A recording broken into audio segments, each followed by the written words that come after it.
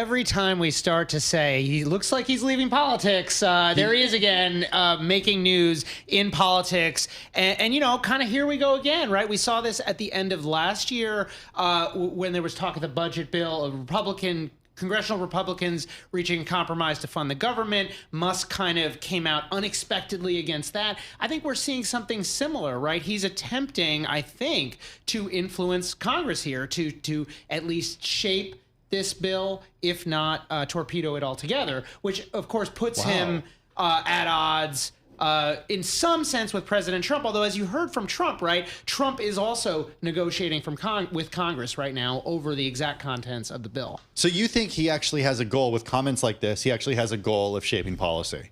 And look, this Clearly, is only... yeah. I mean, I don't know why else he would be saying this. I mean, he seems to be saying that this bill is insufficiently hawkish on the deficit. That's a point of view, you know, that's pretty consistent with Elon Musk. Also, there's a pretty substantial contingent in the Republican Party that agrees with him. I also think it might be worth looking at some of the specific aspects of this bill. You know, this bill has implications for the electric vehicle industry. It gets rid of these tax credits that have been very important to Elon Musk and other electric car companies. I don't know to what extent those are still in play, but we don't know what the final bill is going to look like. And you could imagine getting Musk on side would be worth something to supporters of this bill. So I suppose we'll see. As long as Elon Musk, Max, is a financial supporter of Donald Trump and Republicans, he's going to have a direct line to the president. Is that fair to make that assumption?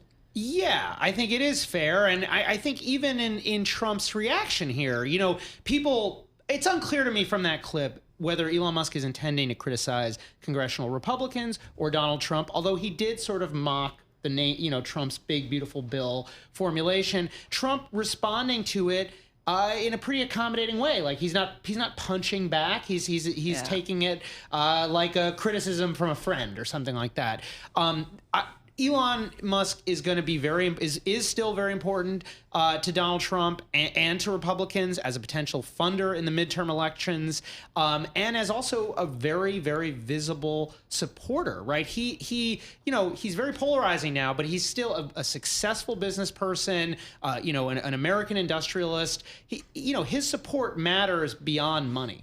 Carol made an interesting comment. I can't remember if it was this week or last week during one of our editorial calls about the press that Elon Musk has been doing lately. Yeah, it's like the Eras Tour, Elon Musk version. I think it's notable for a couple of reasons. One, when he bought X, it seemed like he was doing everything directly to his followers and directly to the world through X.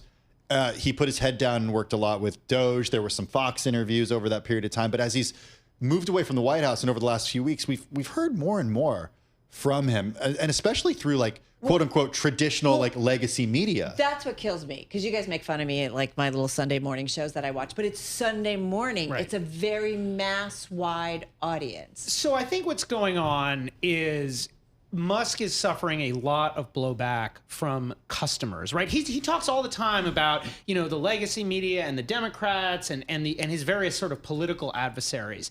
But what's happened when you look at opinion polling is regular people, the people who buy Musk's stuff, have turned on him. There was a really interesting poll published the other day by Harris and Axios. They asked people to rate how much they trust well-known companies. And you look at Tesla and SpaceX over the last 5 years, and it is stunning. They went from being some of the companies with the best reputation to some of the companies in this universe of 100 companies with the worst reputation.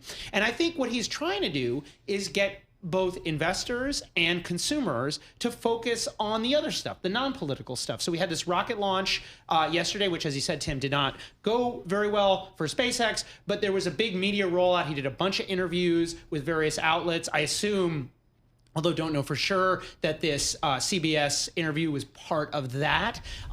Essentially saying, like, look at the space stuff, look at the technology, which I think is smart from a messaging perspective, because SpaceX is just inherently going to be less political than, you know, attacking various parts of the federal government. On the other hand, Musk still needs this relationship with Donald Trump, and SpaceX still needs this relationship with Donald Trump. So it's going to be a difficult dance. I think it's going to be very hard for him to undo some of the damage that was caused with certain consumers, especially, you know, left-leaning consumers.